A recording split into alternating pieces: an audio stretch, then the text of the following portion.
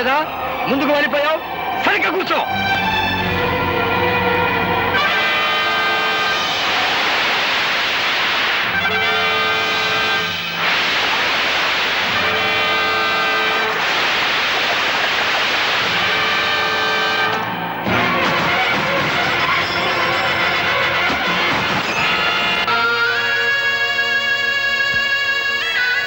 అమ్మా, ఇప్పటికే చాలా ఆలస్యమైపోయింది. మీ నాయనమ్మ గారిని నిజంగా నిండు మనసుతో ప్రేమించిన మనిషి నీ చేతుల మీదుగానే ఈ పని కూడా పూర్తి చేయి. ఆయన తప్పకుండా వస్తారు, ఆ నమ్మకం నాకుందండి. ఆ నమ్మకం నీకుంటే చేతగాని వాళ్ళ చేతులు కట్టుకుని నా ఎదురుగా నిల్చోటం దేనికి? వెంటనే మన బలగాన్ని తీసుకుని శ్మశానానికి వెళ్ళు. ఆ గోపిని పట్టుకో. Yes sir.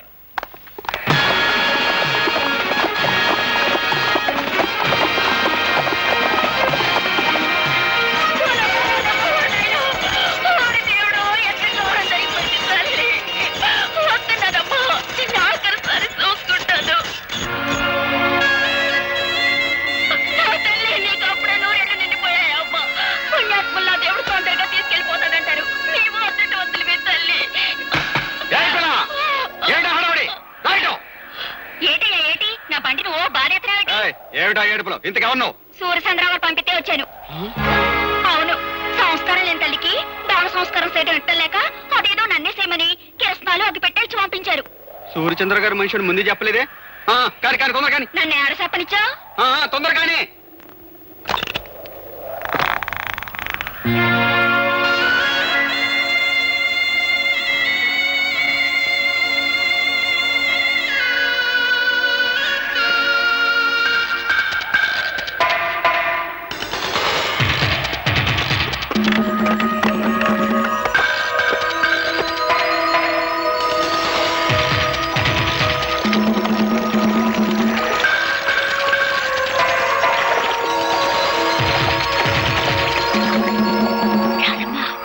గోపి బాబు ఆ బంట్లో ఉన్నాడు.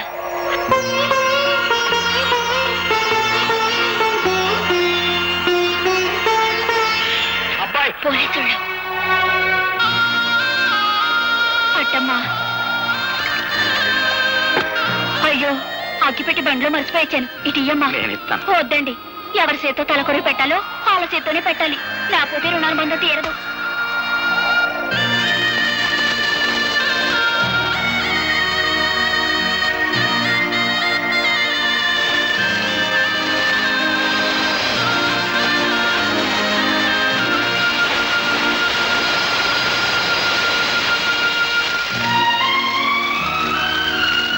అమ్మమ్మ, ప్రత్యక్ష సాక్షి పేరుతో నీ చావుకు నేను కారకునయ్యాను. నన్ను క్షమించు.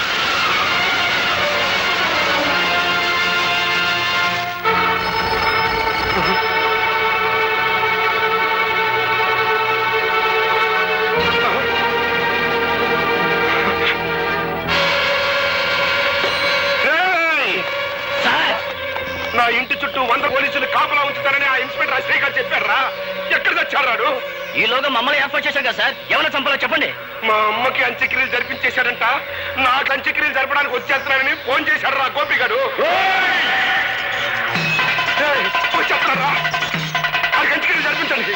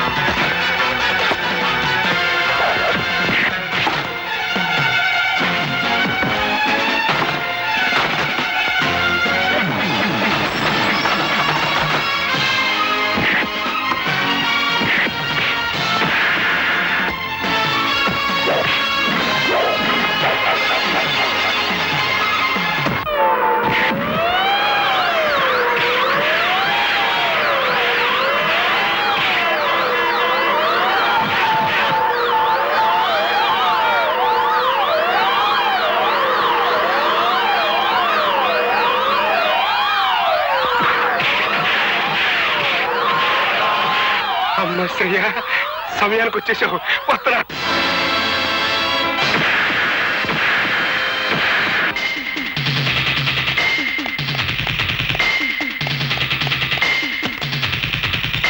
డ్రైవర్ పోయి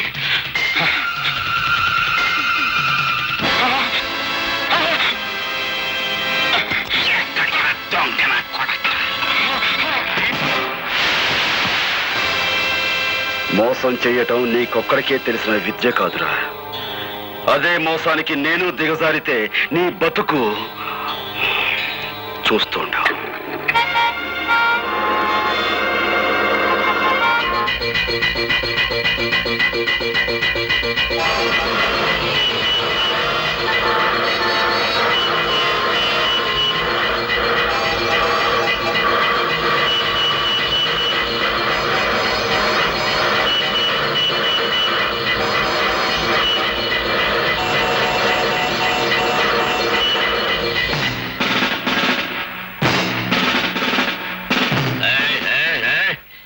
కార్లు మందలుగా వెళ్ళాయి. అవి కదిలేయా? మందలుగా కార్లే కాదు సార్, మందలుగా కాలంలో జనం కూడా ఉన్నారు. కావాలంటే పైకి వెళ్ళి చూడండి. కార్లు మందల జనం ఉన్నారు.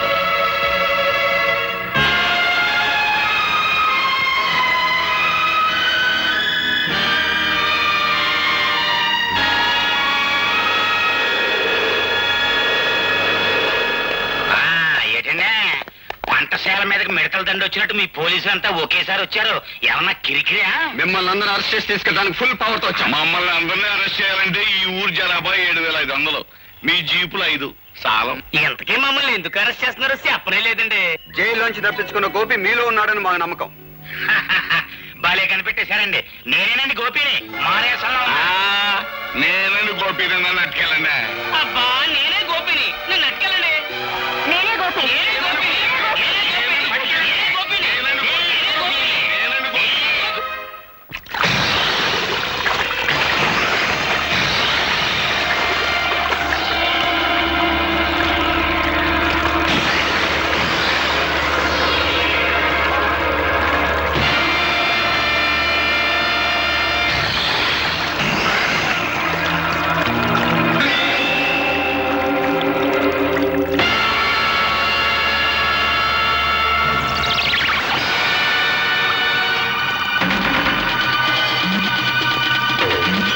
ఇంతవరకు అది కేవలం ఇసుక బస్తా మాత్రమే.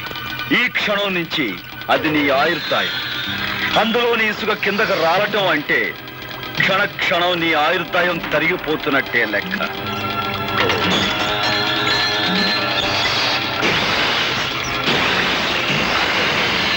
నూరు గొడ్లు తిన్న రాబందు కూడా ఒక్క గాలివానకు చచ్చినట్టు ఎంతో మంది హత్య చేసిన నీ ప్రాణాలు ఇప్పుడు నా గుప్పెట్లో ఉన్నాయి. అమ్మో, ఇసుకంత కాలిపోతుంది. నువ్వు ఇక్కడి నుంచి ప్రాణాలతో బయటపడాలి అంటే నువ్వు చేసిన నేరాల గురించి నీ నోటితో నువ్వే చెప్పాలి. అయితే చెప్పు, మా నాన్నను చంపించావు. నేనే, కానీ ఆ పని చేసి చాలా ఏళ్ళైపోయిందిగా. ఇంకా గొడవ వదిలే. ఆ గొడవ వదిలేసిన ఇంకా 2 హత్యల గొడవ ఉందిగా. పులిరాజును చంపిందెవరు? ఎక్కడ కాలిపోతుంది. ముసలి చెప్పు. బాబోయ్, పులిరాజును చంపిందెవరు? గారి పీక మీద కాలేసి తొక్కి చంపింది నేనే. కానీ అలా తొక్కమని చెప్పింది, నా చేతి తొక్కిచ్చింది ఆయన రాత్రిగానే.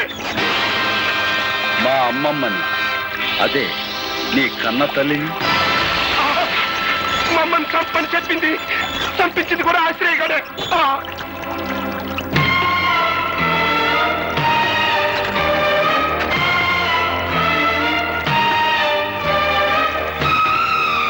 మీరే నిజమైన హంతకులని నీ నోటితో నువ్వు చెప్పిన ఈ సాక్ష్యం చాలు నేను నిర్దోషాన్ని నిరూపించుకోవడానికి. సాక్షికం దొరికిందని సంబరపడిపోక నన్ను నిరికించడానికి నీ తరం కాదు కదా, నీ అమ్మమ్మ తరం కూడా కాదు. This is Assyria.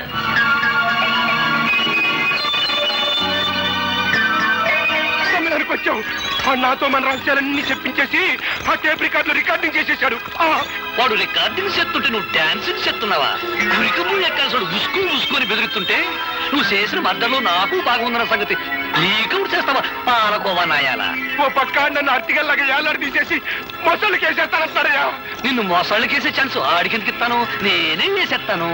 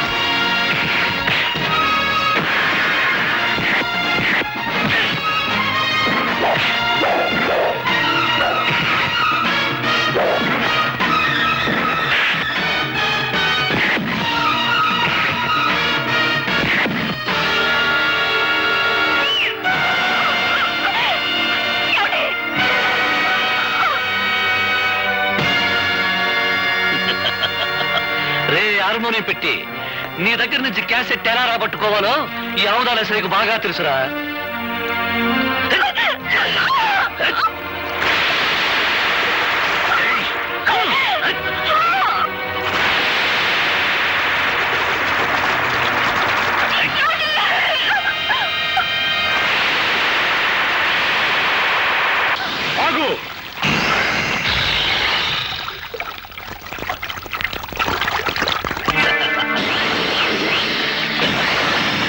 రాజును సంపడంలోను నీ అమ్మమ్మను సంపడంలోను నా హ్యాండ్ ఉందని వాడు చెప్పిన మాటన్ని ఈ క్యాసెట్ లో ఉన్నాయని తెగ సంబరపడిపోతున్నావు.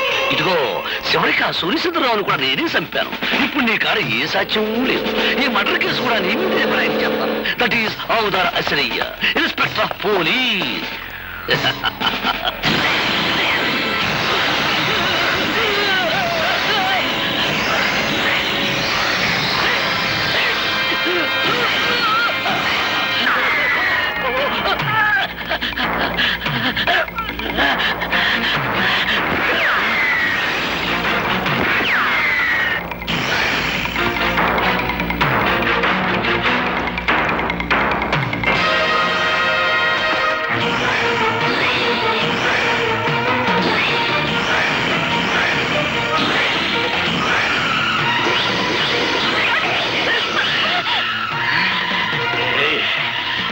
ఎక్కడికి పోతా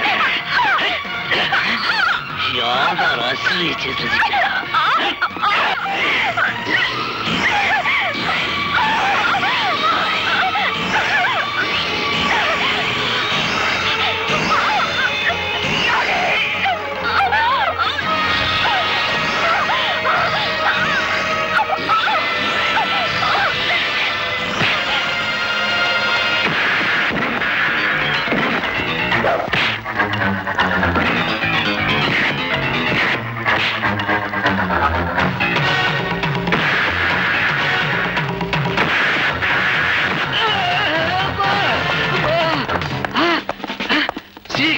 నమస్తే. అబ్బా, మన బెటాలియన్ వచ్చేసారన్నమాట. సార్, యువతల వ్యక్తి ఆ హంతకుడు పట్టుకున్నాం. అది హంతకుడు, అరెస్ట్ చేయం. వెరీ గుడ్, చాలా మంచి పని చేశారు. మన డిపార్ట్మెంట్ కే మంచి పేరు తీసుకొచ్చారు. Thank you sir. ముందు ఇన్స్పెక్టర్ అసలేను అరెస్ట్ చేయండి. నేనే తప్పు చేశాను సార్, నన్ను అరెస్ట్ చేస్తున్నారు. నువ్వేం తప్పు చేశావా? నీకంటే ఆ గోపి చాలా తెలియని వాడు. నువ్వు ఈ మాట అంటావని చెట్టుకో మైకు పుట్టుకో స్పీకర్ అరేంజ్ చేశాడు.